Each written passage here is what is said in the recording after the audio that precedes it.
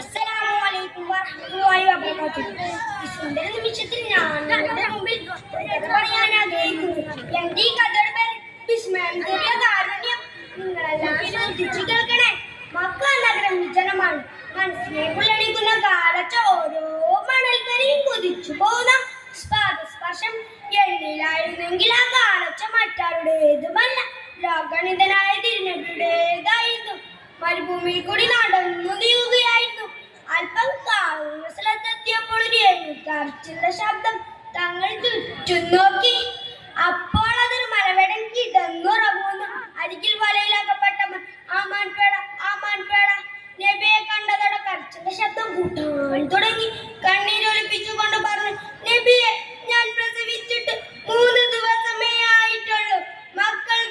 മക്കൾക്ക് ഭക്ഷണം തേടി വന്നതാണ്. തങ്ങൾ എന്നെ രക്ഷപ്പെടുത്തിയാലും.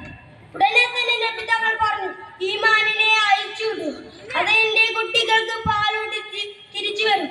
ചിരിച്ചുകൊണ്ട് ചോദിച്ചു, ആഹാ, എന്ത് കിട്ടിത്തമാണ് നിങ്ങൾ പറയുന്നത്? ഈ മാൻ തിരിച്ചു വരുമെന്ന്? മലവേടൻ ഒന്ന് ആലോചിച്ചതിന് ശേഷം വീണ്ടും ചോദിച്ചു, ശരി, അതിന് നിങ്ങൾ ജാമ്യം നിൽക്കുന്നു. നബി തങ്ങൾ പറഞ്ഞു, ഞാൻ ജാമ്യം നിൽക്കാം. ഈ മാൻ തിരിച്ചു വന്നില്ലെങ്കിൽ ഇതിന്റെ പകരമായി നിങ്ങൾ ഞാൻ അറുത്ത് കളയും. താങ്കൾക്ക് ഇനി എന്തും ചെയ്യാം. ഉടനെ തന്നെ മാനിനെ അയച്ചുവിട്ടു. ഓടി മറന്നു. പറഞ്ഞ സമയം കഴിയും നിമിഷങ്ങൾ മാത്രം ബാക്കി. ഗഡാരമായ പുന്നാരൻ നബിയുടെ കഴുത്തിലേക്ക് നീങ്ങുകയായിരുന്നു. അപ്പോൾ പൊടിപടലങ്ങൾ പുറത്തി ആമാൻപേട എത്തിക്കഴിഞ്ഞു. മലവേടൻ അമ്പരന്ന് പോയി. എന്ത് അത്ഭുതമാണിത്! ഉടനെ തന്നെ നബി തങ്ങളോട് ചോദിച്ചു, താങ്കൾ ആരാണ്? ഞാനാണ് അന്ത്യപ്രവാചകൻ മുഹമ്മദ് നബി. ഉടനെ തന്നെ അവൻ ഇസ്ലാം മതം സ്വീകരിക്കുകയും ആ മണ്ണിനെ വെറുതെ വിടുകയും ചെയ്തു.